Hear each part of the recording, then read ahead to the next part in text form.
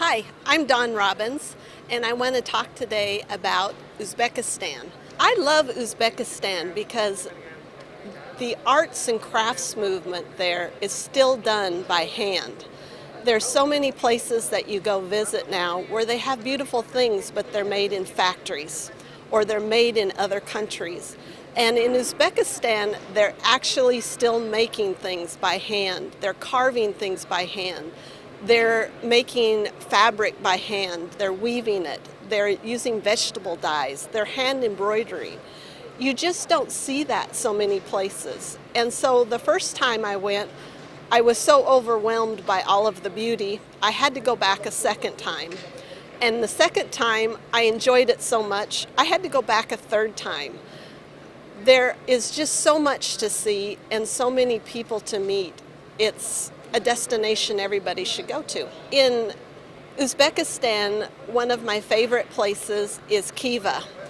And I love Khiva because I lived for many years in Nevada, and the desert landscape of Khiva reminds me of Nevada.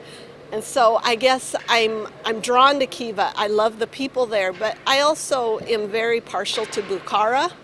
I love walking around Bukhara. It's so easy to walk around and see so many things by yourself without a guide. If you just want to take an evening walk, Bukhara is such a wonderful place to do that. But all of Uzbekistan has my heart. One of the wonderful things about Silk Road Treasure Tours is Zulya is actually from Uzbekistan. So she knows all the hidden places that maybe other tour companies don't know. She's also very available. When I call there, I know that I'm going to talk to Zulya, and I'm not going to get somebody that says, well, I'm not sure.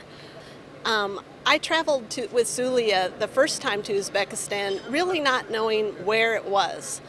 I just was curious about it, and I met Zulya, and she was such a vivacious and informative person. I thought, I need to see this country that she's from. So when I got there, I was just astounded by the culture and the historical sites, but most of all, the people.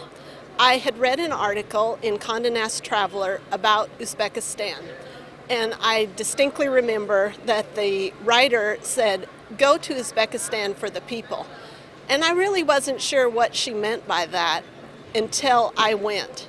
And I fell in love with the people, and 6 months later, I had to go back because I enjoyed it so much. And I spent about 3 weeks there, my husband and I did. And I love how welcoming the people are and how they just want to welcome you into their home, and the children want to talk to you. And you don't see many places like that anymore. And it's not as crowded as some other destinations. It's going to be soon, because when people go there once, it seems that they love it so much they've got to go again. So I encourage all of you to call Zulya at Silk Road Treasure Tours and talk to her about Central Asia and Uzbekistan and the Caucasus. There's so much to see and so much history to learn, and why not walk in the footsteps of history instead of just reading about it? Once I discovered Uzbekistan and met so many of the craftspeople, I wanted to do a business, and I have done a business, but most importantly, I have met lifelong friends.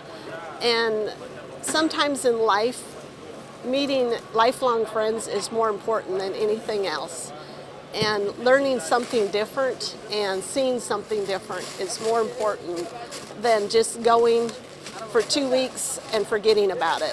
I will never forget about my trips to Uzbekistan or the people I've met.